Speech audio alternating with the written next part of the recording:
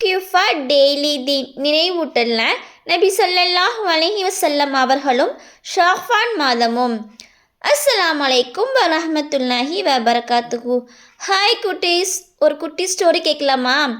ஒரு நாள் நபி ஸல்லல்லாஹு அலைஹி வஸல்லம் அவங்க அதிகமாக நோன்பு வைப்பதை பார்த்தாங்க. யார்?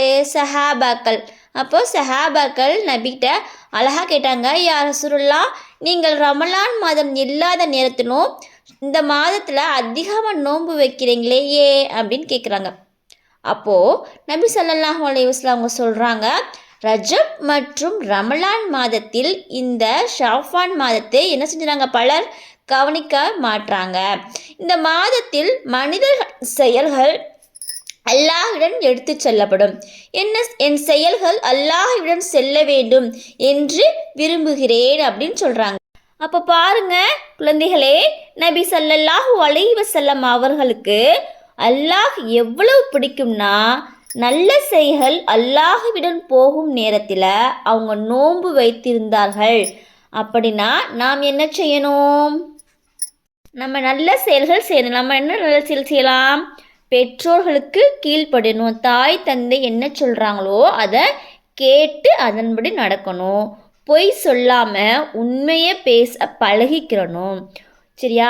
சண்டை போடாமல் நல்ல பழக்கங்களை வளர்த்துக்கிறணும். நல்ல பழக்கம்னா என்னது? குர்ஆன் ஓதணும், தொழுகிறது எப்படின்னு கேட்டு தெரிஞ்சுக்கிறணும் தாய் தந்தைகிட்ட. துவாக்கள் மனனம் செஞ்சுக்கணும். துவாக்கள் ஒவ்வொரு நாளும் காலையில் எழுந்திருக்கும் பொழுது, தூங்கும் பொழுது அந்த துவாக்கள்லாம் என்ன செய்யணும்? மனனம் செய்து அதை நம்ம என்ன செய்யணும்? நம்ம அன்றாட வாழ்க்கையில் செய்யணும். நல்ல பழக்கங்களை என்ன செஞ்சிடணும்? நம்ம மனசுக்குள்ளே பூட்டி வச்சுக்கணும். அப்படின்னா தான் யாருக்கு நம்மளை பிடிக்கும்? அல்லாஹ்க்கு நம்மளை பிடிக்கும். அதுக்கு என்ன துவா செய்யணும்னா, யா அல்லாஹ், எங்களை நல்ல குழந்தைகளாக மாற்று. நபி ஸல்லல்லாஹு அலைஹி வஸல்லம் அவர்களைப் போல நடக்க உதவி செய்.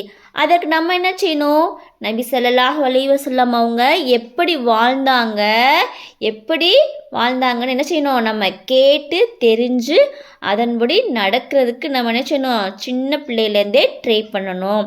ஷாஃபான் மாதம் என்பது ரமலான் மாதத்திற்கு முன்பு மனசை ஈமான சுத்தப்படுத்தக்கூடிய மாதம். சரிங்களா? இன்ஷா அல்லாஹ் செய்யலாமா?